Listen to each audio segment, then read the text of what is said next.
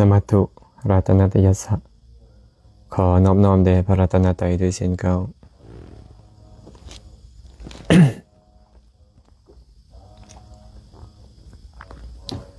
ตอนนี้ก็ได้เวลาร่วมกันสนทนาปราศัยธรรมะตามสมควรเนาะมื้อนี้วันที่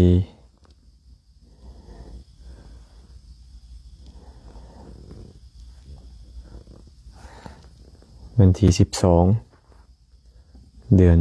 7ปี2026นะก็ยังพอมีเวลามาร่วมกันสนทนาปราศัยธรรมะ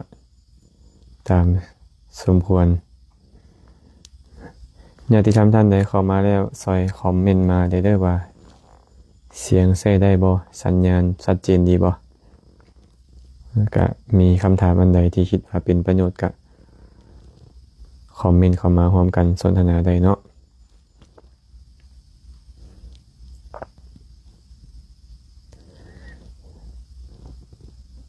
อย่าลืมเด้อเข้ามาแล้วแชร์ไปเป็นธรรมทานนำเด้อ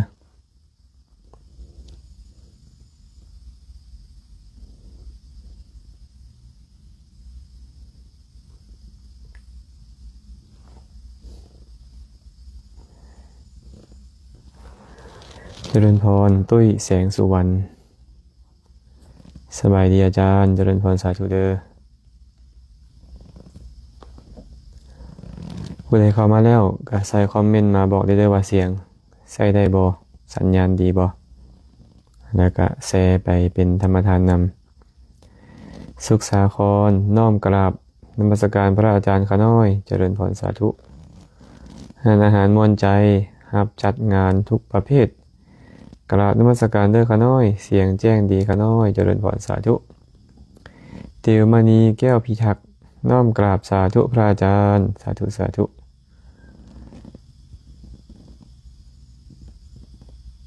ชิดฮอดหมายให้ความหมายได้เนาะฟ้ารู้ดินรู้กราบสาธุสาธุค่ะเจริญพรอนุโมทนาบุญด้วยญาติธรรมที่เข้ามาเนาะก็อย่าลืมแชร์ไปเป็นธรรมทานเด้อคิดว่าเป็นประโยชน์อันใดก็คอมเมนต์เข้ามาร่วมกันสนทนากันเนาะไพบุญแก้วจันทราพอกลังญาติธรรมเมืองหนองบกเจริญพรอนุโมทนาบุญนำเด้อเข้ามาร่วมกันฟังอย่าลืมเนาะเข้ามาแล้วแชร์ไปเป็นธรรมทานนำโลถ่ายเวลาอีกจักหน่อยนึงจะได้เริ่มต้นประเด็นที่เราจะสนทนากันในมื้อนี้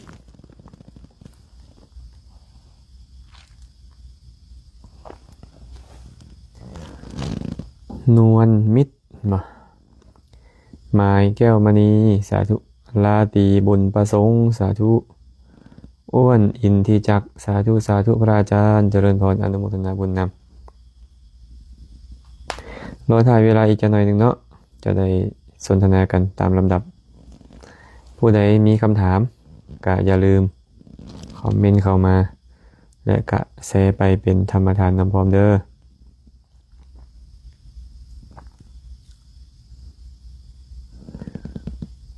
รัตดาพรว่ะน้อมกราบพระอาจารย์สาธุเจริญพรใกล้พรกราบสาธุเจริญพรอนุโมทนาบุญเด้อ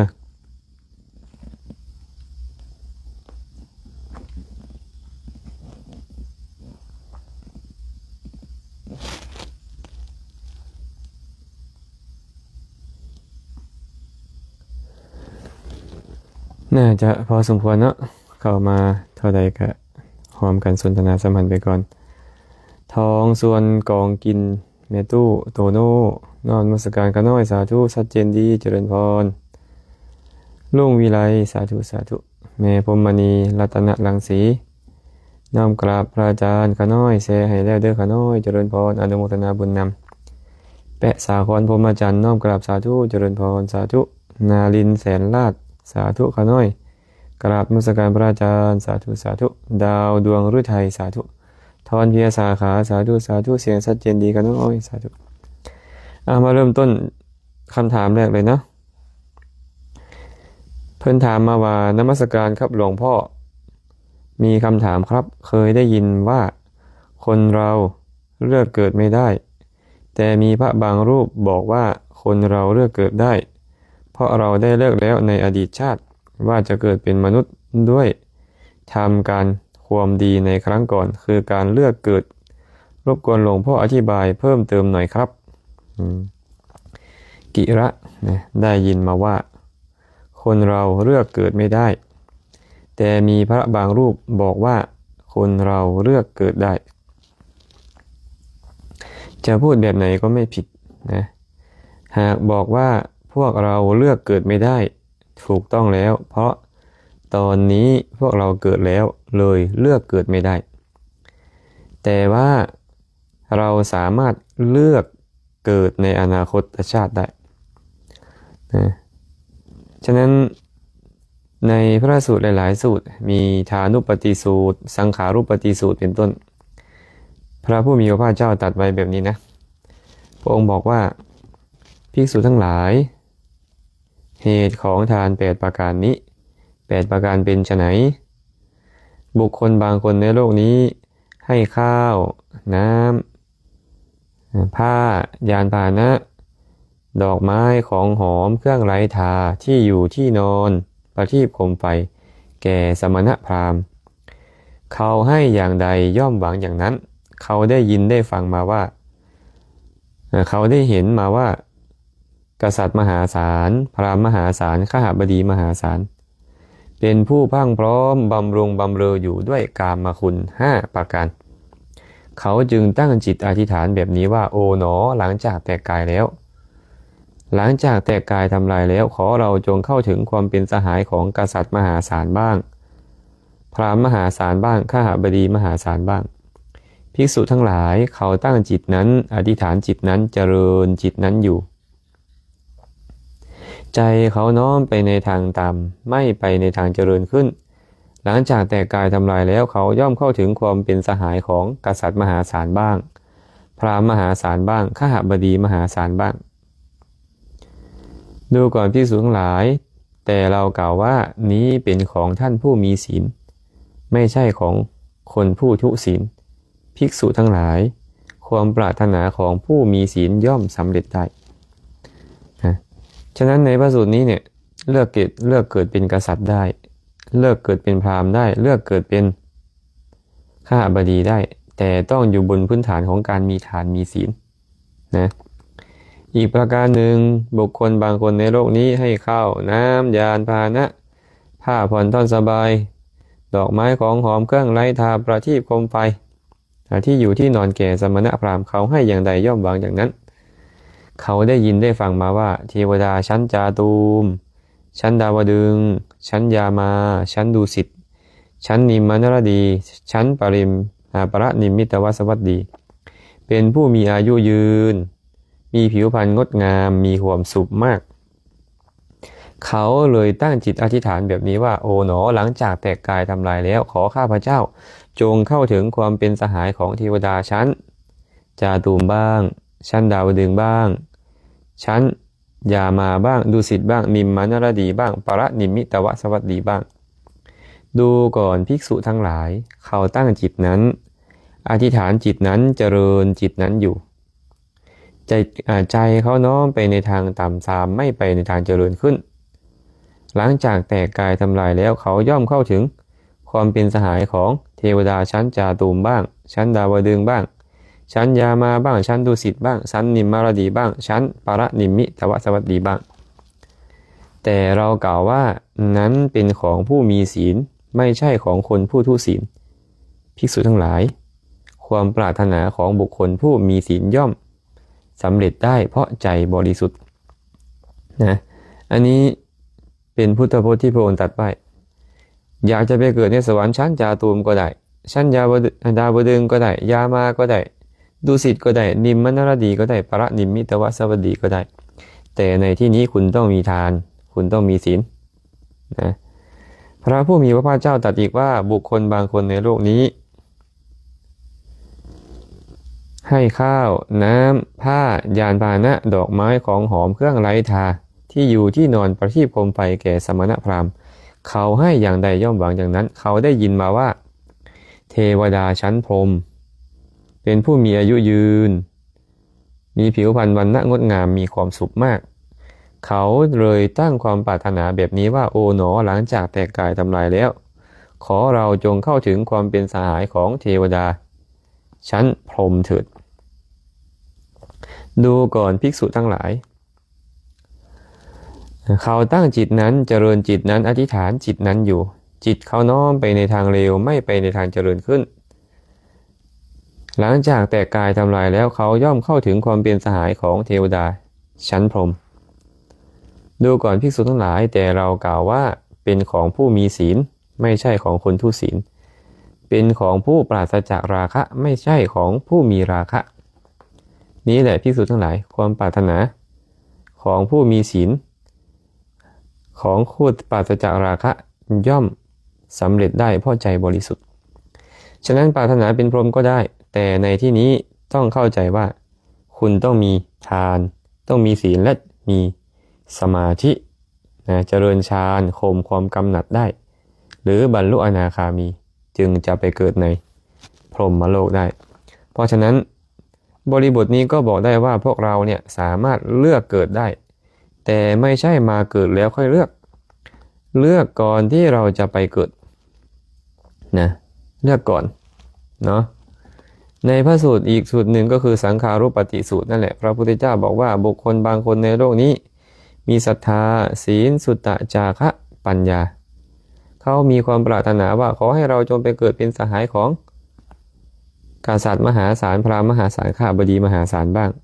ไปเกิดเป็นสหายของเทวดาชั้นจาตุมดาวดึงยามาดุสิตนิมมานรดีปรนิมิตวัสวัสดีบ้างไปเกิดเป็นเทวดาชั้นพรหมเป็นต้นบ้างเขาตั้งจิตนั้นอธิษฐานจิตนั้นเจริญจิตนั้นอยู่ด้วยความปรารถนาและวิหารธรรมนั้นหลังจากแตกกายทำลายแล้วเขาย่อมเข้าถึง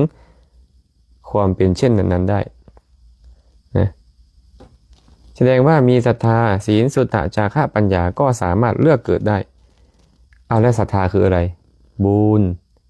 ศีลคืออะไรบุญสุตตะคืออะไรบุญจาคะคืออะไรบุญปัญญาคืออะไรบุญคนมีบุญเท่านั้นปรารถนาได้เลือกเกิดได้นะอันนี้ตอบให้แบบนี้นะตอบให้แบบนี้ก็หวังว่าจะพอเข้าใจกัน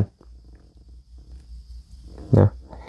เจริญพรแม่อึงหลวงราชจันทร์ศรีเมืองมณีสาธุปัญญาไสยวงศา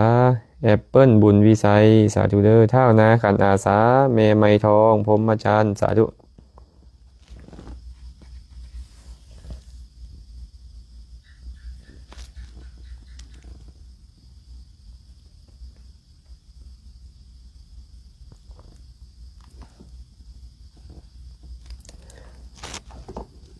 มาต่อเนาะคำถามอีกคำถามหนึ่ง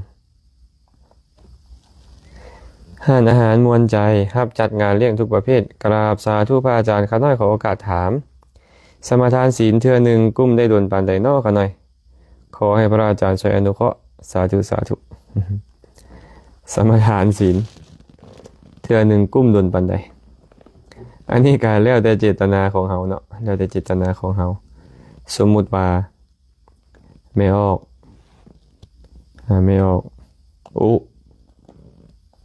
ไปสมทานศีล8ข้าพเจ้าขอสมทานศีลนี้ตลอดมื้อหนึ่งคืนหนึ่งนี้ขอสมทานศีลตลอดมื้อหนึ่งคืนหนึ่งมื้อกุ้มมื้อหนึ่งคืนหนึ่งนะสมทานว่าข้าพเจ้าจะถือศีลอุโบสถตลอด10มื้อนี้มันก็กุ้ม10มื้อสมทานว่าตลอดเดือนนึงนี่มันก็กุ้มเดือนนึงสมทานตลอดพรรษาหนึ่งมันก็กุ้มพรรษาหนึ่งเป็นต้นแต่ถ้าหากว่าบ่มีกำหนดข้าพเจ้าขอสมทานศีล5นี่นับตั้งจะบ่ฆ่าสัตว์ลักทรัพย์ประพฤติผิดในกามว่าตัวดื่มน้ำเมานับตั้งแต่มื้อนี้เป็นต้นไปมันก็บ่มีมื้อสิ้นสุดนะจนกว่าเจ้าจะตายเนาะมันก็กุ้มไปฮอดพุ่นแหละนะบางว่าจะเข้าใจเนาะเมอูเนาะสาธุสาธุสาธุอนุโมทนาบุญพระอาจารย์เด้อข้าน้อยสาธุฟังอยู่สวรรค์เขตข้าน้อยเจริญพรสาธุอย่าลืมเด้อทานใดที่เข้ามาแล้ว มีคำถามอันใดก็คอมเมนต์มาสนทนากันแล้วก็อย่าลืมแชร์ไปเป็นธรรมทานนำเด้อให้คนอื่นได้ยินได้ฟังนำพวกเราเนาะมาต่อคำถามที่เป็นหัวข้อน้อยหนึ่งก่อนเนาะข้าน้อยขอถามแน่เฮาควรกราบพอออกไม่ออกบ่สาธุสาธุข้าน้อยขอถามแน่ไม่ออกพอออกแม่นพระพุทธเจ้าผู้ที่สองเฮาบ่คำถามนี้น่าจะเป็นคำถามของพระเพิ่นคงจะถามมาว่าเป็นพระนี่นะถ้าหากว่าพ่อแม่ของเฮานี่นะเป็นพ่อออกเป็นไม่ออกเนี่ยเฮาควรกราบเพิ่นบ่ก็ตอบตามความเป็นจริงว่าพระผู้มีพระภาคเจ้าตรัสห้ามบ่ให้พระภิกขุนี่นะกราบอนุปสัมบันเนาะอนุปสัมบันคือไผล่ะคือคนที่บ่แม่นพระบ่ว่าจะเป็นภิกขุณีสิกขามานาสามเณรสามเณรีอุบาสกอุบาสิกาเป็นต้นโดยที่สุดพ่อแม่เฮาก็เอิ้นว่าอนุปสัมบันบ่ควรกราบกระเทยบ่ควรกราบผู้หญิงพร้อมบ่ควรกราบเนาะแม้แต่พระภิกขุนำกันมีพรรษาน้อยกว่าเฮาก็บ่ควรกราบองค์ใดกราบเป็นอาบัติทุกกฎแสดงว่าพระนี่น่ะไปกราบพ่อกราบแม่เป็นอาบัติทุกกฎพ่อแม่ที่เป็นคฤหัสถ์นะไปกราบพ่อแม่ที่เป็นคฤหัสถ์พระเป็นอาบัติทุกกฎไปกราบผู้หญิงผู้ชายเอาก็ตามกระเทยก็ตามเนาะเป็นอาบัติทุกกฎทั้งหมดเลยอย่าว่าแต่เป็นคฤหัสถ์เลยแม้แต่พ่อของเฮานี่นะเข้ามาบวชเป็นบรรพชิตแต่บวชตามหลังเฮาพ่อก็ต้องได้กราบเฮาบ่สามารถไปกราบไหว้พ่อได้เนาะเพราะว่าภิกขุผู้มีพรรษาหลายก่อนบ่ควรกราบไหว้ภิกขุผู้มีพรรษาน้อยก่อนองค์ใดกราบไหว้เป็นอาบัติทุกกฎเนาะท่านตอบให้ไปนี่เด้อว่าบ่ควรกราบไหว้พ่อแม่ผู้เป็นคฤหัสถ์ถึงพอจะมาบวชเป็นบรรพชิตเป็นพระแล้วแต่บวชหลังก็บ่ควรกราบไหว้คือเก่าทีนี้ถามมาพ่อแม่นี่เป็นอรหันต์ผู้ที่สองของเฮาบ่ก็ต้องตอบว่าบ่แม่นดอกเนาะแต่ว่าเป็นบุคคลผู้มีคุณที่เฮาต้องน้อมสิ่งต่างๆเข้าไปบูชาก่อนเวลาเพิ่นเว้าไว้ในพระสูตรเพิ่นก็จะบอกว่าเป็นอาหุเนยบุคคลพ่อแม่เป็นอาหุเนยบุคคลของลูกอันใดละเอิ้นว่าอาหุเนยบุคคลบุคคลที่ลูกควรนำสิ่งของอย่างใดอย่างหนึ่งเข้าไปบูชาเพิ่นก่อนนะแต่บ่ได้หมายความว่าบูชาเพิ่นจะมีอานิสงส์หลายกว่าบูชาพระเจ้าพระสงฆ์กว่าบูชาพระอริยเจ้าบ่แม่นเด้แต่ว่าควรเฮ็ดก่อนหมู่เพราะหยังเพราะเพิ่นเป็นคนแสดงโลกนี้แก่เฮาให้หูให้ตาให้ดังให้ลิ้นให้กายเฮามาเฮาจึงมีโอกาสเห็นรูปฟังเสียงดมกลิ่นลิ้มรสชาติได้สัมผัสต่างๆฉะนั้นผู้ที่เฮาควรเฮ็ดดีนำก่อนคนแรกก็คือพ่อแม่ของเฮาพระพุทธเจ้าเลยบอกว่าพ่อแม่เป็นอาหุเนยบุคคลเป็นพรหมของลูกเป็นเทวดาในเฮือนเนาะเป็นอาจารย์คนแรกคนทั้งหลายก็เลยไปเอาคำอธิบายที่มีปรากฏในอัตถกถาว่าพระอรหันต์นี่นะเป็นผู้มีความบริสุทธิ์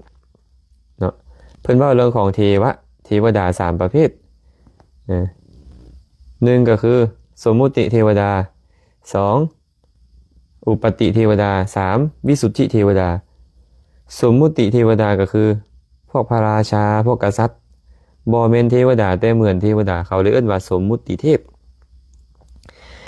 พวกเทวดาสั้นจาตุมดาวดึงเป็นต้นเอิ้นว่าอุปติเทพพวกเทวดาสั้นกามก็ตามสั้นพรหมก็ตามเอิ้นว่าอุปติเทพเป็นเทวดาโดยกำเนิดพวกพระอรหันต์เป็นเทวดาโดยความบริสุทธิ์ก็เลยเอิ้นว่าวิสุทธิเทวดาเนาะหุ่งเหืองด้วยความบริสุทธิ์เทวะแปลว่าความหุ่งเหืองทีนี้เนี่ยมีคำอธิบายเทวดาไว้3อย่างนี้พ่อแม่เป็นเทวดาของลูกคนก็เลยสำคัญว่านี่พ่อแม่เนี่ยเป็นพระอรหันต์ของลูกก็เลยเอาไปอธิบายเป็นคุ้งเป็นเข้ว่าพ่อแม่เหมือนพระอรหันต์ต้องตอบแบบนี้ว่าพ่อแม่นี่นะบ่ได้มีคุณธรรมเหมือนพระอรหันต์ดอกแต่ว่ามีอุปการะคุณหลายแก่เฮา เนาะมีอุปการะคุณหลายแก่ลูกลูกจึงต้องบูชาพ่อแม่เป็นคนแรกเพิ่นเลยบอกว่าพ่อแม่เป็นอาหุเนยะบุคคลที่ลูกควรนำของเขาไปให้ที่นี่อาหุเนยะนี่นะมันดันเป็นคุณข้อหนึ่งของพระอริยเจ้าเนาะสุปฏิปันโนอุชุปฏิปันโนญาญาปฏิปันโนสามีจิปฏิปันโนอาหุเนโยปาหุเนโยทักขิเนโยอัญชลิการนิโยอนุตตรังปุญญเกตังโลกัสสะมันนั่นเป็นข้อหนึ่งในคุณของพระอริยเจ้าคนก็เลยเข้าใจว่านี่พ่อแม่ต้องเป็นพระอรหันต์ของลูกก็เลยเข้าใจกันเองเด้ออันนี้เด้อเข้าใจกันเองนะตอบให้แบบนี้เด้อ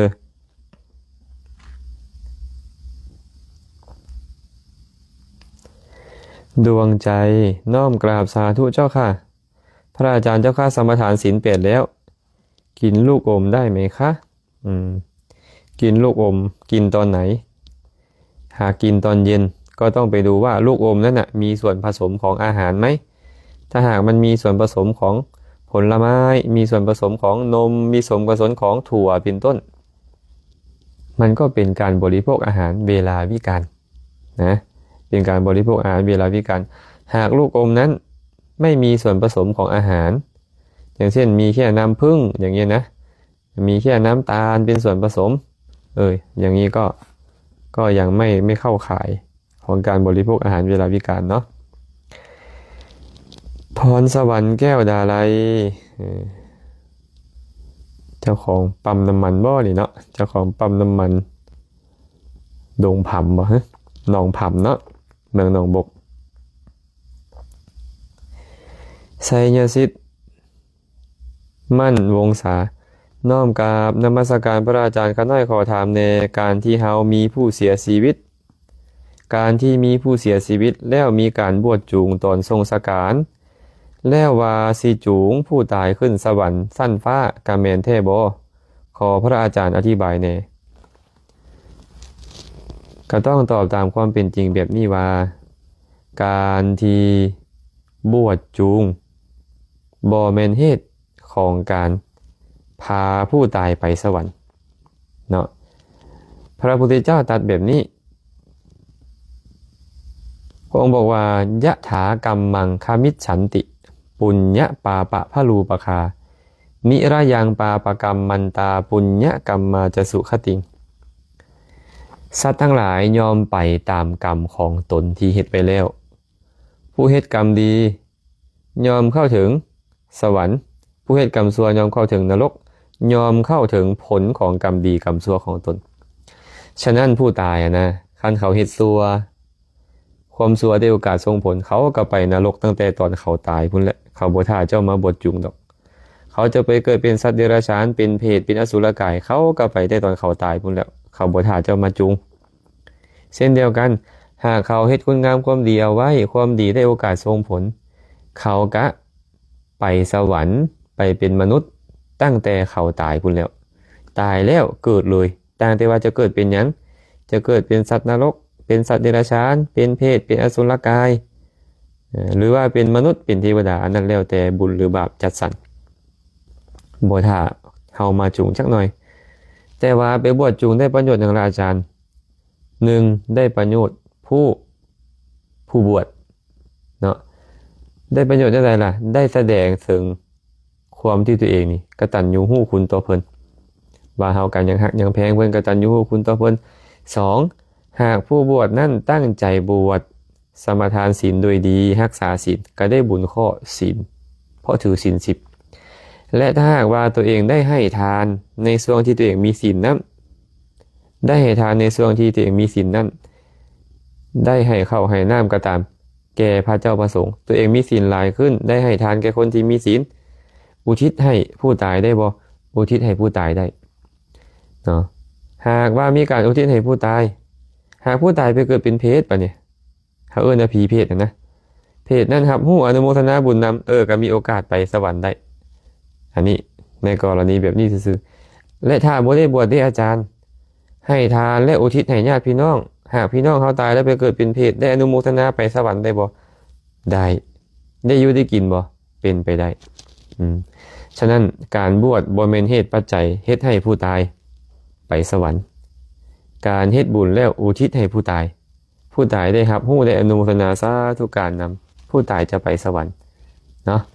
เฮาลงทางกันตอนนี้เฮาเข้าใจผิดว่าการบวชจูงเป็นการจูงพ่อแม่ไปสวรรค์คันเจ้าอยากจูงพ่อแม่ไปสวรรค์แท้เจ้าอย่าบวชตอนเพิ่นตายเจ้าบวชตอนเพิ่นยังมีชีวิตอยู่นี้ดึงเพิ่นจูงเพิ่นให้เข้ามาในศาสนานี้ให้มีศรัทธามีศีลมีจาคะมีปัญญาให้เพิ่นเข้าใจศีลเข้าใจธรรมมีศรัทธาในพระศาสนาได้เฮ็ดบุญสุนทรทานแม่นแต่เจ้าตายก่อนเพิ่นเจ้าก็ชื่อว่าได้จูงเพิ่นไปสวรรค์เพราะกุศลที่เกิดขึ้นในใจเพิ่นจะพาเพิ่นไปสวรรค์เองเจ้าตายก่อนเพิ่นพุ่นน่ะเพิ่นตายที่หลังเจ้าเพิ่นก็จะไปสวรรค์ด้วยบุญของเพิ่นเองเนาะอยากจูงพ่อแม่ไปสวรรค์บวชตอนเพิ่นยังบ่ตายเด้อ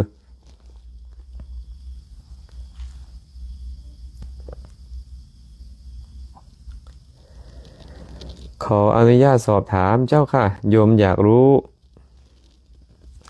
พระอาจารย์เปลี่ยนสีจีวรเพราะว่าอะไรเจ้าคะขออภัยเจ้าค่ะที่อยากรู้จะตอบก็ได้ไม่ตอบก็ได้เจ้าค่ะถ้าอย่างนั้นไม่ตอบก็ได้เนาะ ถ้าอย่างนั้นไม่ตอบก็ได้นะเพราะว่าตอบก็ได้ไม่ตอบก็ได้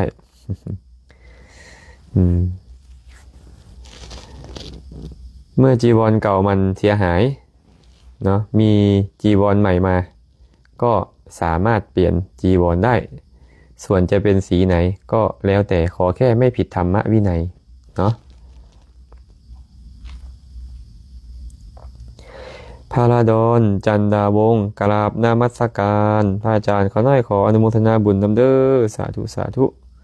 เตียงคำไสยวงศ์สาธุเมสมซิมมอนอินทวงศามอมทองสิงคนใจดีสาธุน้องแตงโมน้อมกราบอาจารย์ขาน้อยแซ่ไปเป็นธรรมทานแล้วเด้อขาน้อยสาธุเด้อเมลาดเด้อบี้ใส่ยาเลิศสาธุขาน้อยพังอยู่บ้านเด้อแซ่แล้วขาน้อยสาธุสาธุหอมจันวิไลน้อมกราบนมัสการพระอาจารย์สาธุสาธุเจริญพรคำใสวงสุวรรณน้อมกราบพระอาจารย์ขาน้อยสาธุนุชดาวันน้อมกราบนมัสการพระอาจารย์สาธุเพชรสมัยเพชรมณีน้อมกราบนมัสการพระอาจารย์ด้วยความเคารพขาน้อยขออนุญาตถามพระอาจารย์แดเมื่อวันศีลขาน้อยถือศีลอุโบสถแล้วต้มไข่ไก่พันไปวัดสิพิศีลข้อหนึ่งบพระอาจารย์ขออนุเคราะห์ตอบขาน้อยแดสมาทานศีลอุโบสถแล้วไปซื้อไข่มาต้มไข่ไก่พันจะเป็นการผิดศีลข้อปาณาติบาตบ่เฮาก็มาเบิ่งบ่เนี่ย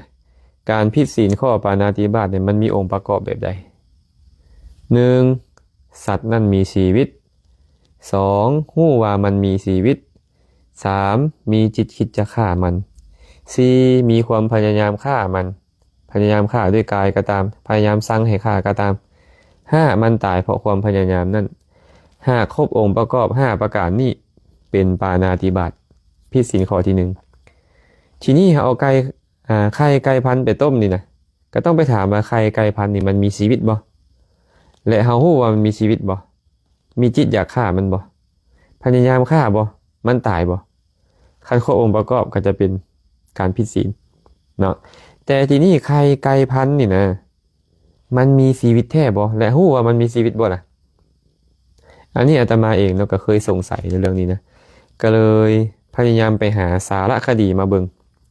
สารคดีเรื่องไข่ไก่พันธุ์ไข่ไก่พันธุ์นี่มันจะบ่คือไก่ลาดเนาะเวลาเขาเลี้ยงไก่พันธุ์เพื่อเอาไข่นี่นะเขาจะพยายามให้อาหารดีๆเลี้ยงนี่ก็เปิดไฟให้พร้อมสลัวเปิดเพลงให้ฟังพร้อมเพื่อหยังเพื่อให้มันไข่ได้ตลอดมันจะขับไข่ออกมามื้อละหน่วย2หน่วยก็ว่าไปเนาะขับออกมาเพื่อนเลยบอกว่ามันเหมือนกับประจำเดือนของผู้หญิงไข่ไก่พันธุ์นี่นะเหมือนประจำเดือนของผู้หญิงเขาก็เลยวินิจฉัยกันว่ามันบ่มีชีวิตมันบ่สามารถฟักโตได้นะการจะฟักไข่ไก่พันธุ์ต้องมีกรรมวิธีมีการผสมผสมพันธุ์ที่ถูกต้องจึงค่อยฟักได้ว่าสักอาตมาก็เลยสรุปเองว่า ไข่ไก่พันธุ์น่าจะบ่แม่นสิ่งที่มีชีวิตถ้าหากว่ามันบ่แม่นสิ่งที่มีชีวิตเฮาเข้าใจว่ามันบ่แม่นสิ่งที่มีชีวิตถึงเฮาจะพยายามคั่วมันก็บ่ผิดศีลข้อที่1เพราะเฮาเข้าใจว่ามันบ่มีชีวิตศีลข้อหนึ่งมันก็เลยบ่ผิดบ่คือไข่ไก่ลาดแม่นบ่ล่ะไข่ไก่ลาดมันฟักตัวเองได้เป็นไข่ลูกเป็นไข่หยังมันฟักตัวเองได้อันนั้นนี่จะเป็นปาณาติบาตได้เนาะอันนั้นจะเป็นปาณาติบาตได้เพราะฉะนั้นเนาะอันนี้อาตมาก็ตอบตามหลักฐานที่ปรากฏเนาะที่เฮาได้เข้าใจมาแต่ถ้าหากมีวิทยาศาสตร์มาวินิจฉัยได้ว่าไข่ไก่พันธุ์ก็มีชีวิตเฮาก็จะบ่ฆ่าบัดนี้แต่ตอนนี้ยังเข้าใจว่าไข่ไก่พันธุ์นั้นบ่แม่นสิ่งที่มีชีวิตแต่เป็นเหมือนกับประจำเดือนที่ต้องขับออกของไก่ซื่อๆตอบให้แบบนี้เด้อสมบันดีอาภัยวงศ์น้อมกราบนมัสการพระอาจารย์ข้าน้อยฟังจากบ้านเกินข้าน้อยสาธุเวียงคำอุตสาน้อมกราบนมัสการพระอาจารย์สาธุเด้อแม่เวียงคอยมีความสุขเด้อหายโรคไวๆเด้อสลาไลอุณโลมไม่ออกสลาไลนี่บ่เห็นโดนเลยเดี๋ยวนี้เนาะบ่มาเรียนอภิธรรมเลยได้นี่ได้มาเด้อบ่ให้มาเรียนให้มาฟังธรรมเด้อเวียงคำไม่ออกเวียงคำสาธุเด้ออนุโมทนาบุญนำตาดำภูวงศรีน้อมกราบพระอาจารย์ญาติธรรมทางเมืองปากลายอนุโมทนาบุญนำเด้อล่าน้อยแดงสวรรค์เพียรแก้วมณีโมทนาบุญนำพระอาจารย์ข้าน้อยสาธุเจริญธรรมญาติธรรมทางเมืองทาพระบาทประวัติพุนสันแตงโมมุดดารางสาธุขวัญใจจันดีสาธุเด้อ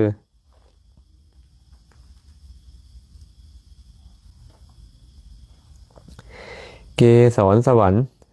สังสินชัยนมัสการพระอาจารย์โยมมีข้ออัดข้อธรรมถามพระอาจารย์เจ้าค่ะคนที่ถือศีล5ทานข้าว3 มื้อบาปไหมคะเพราะเห็นผู้ที่ถือศีล5เมื่อกินอาหาร3 เวลาเมื่อมีคนทักก็จะบอกว่าถือแค่ศีล5ไม่บาปหรอกถือศีล5ทานอาหาร3 เวลาบาปไหมคะต้องจำแนกระหว่างการกินกับบาปให้แตกต่างกันก่อนนะบาปนี่คืออะไรบาปนี่คือเจตนาไม่ดีนะหากความโลภเกิดขึ้นความโกรธเกิดขึ้นความหลงเกิดขึ้นความถือเนื้อถือตัวเกิดขึ้นความอิจฉาริษยาเกิดขึ้นความตระหนี่เกิดขึ้นอย่างนี้ชื่อว่าบาปคุณจะถือศีล5จะถือศีล8จะเป็นพระภิกษุผู้ถือศีลหลายพันข้อก็ตาม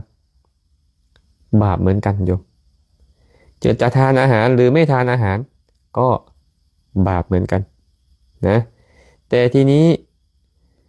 เรื่องการถือศีล5เนี่ยกินข้าว3 มื้อนี่มันผิดศีลไหมอันนี้ตอบว่าไม่ผิดศีลไม่ผิดศีลข้อไหนเลยในศีล5แต่ในขณะที่กินอาหารถ้าโลภโลภก็บาปสิโกรธก็บาปสิลุ่มหลงก็บาปสิอิจฉาริษยาคนนี้คนนั้นอิจฉาก็บาปสิ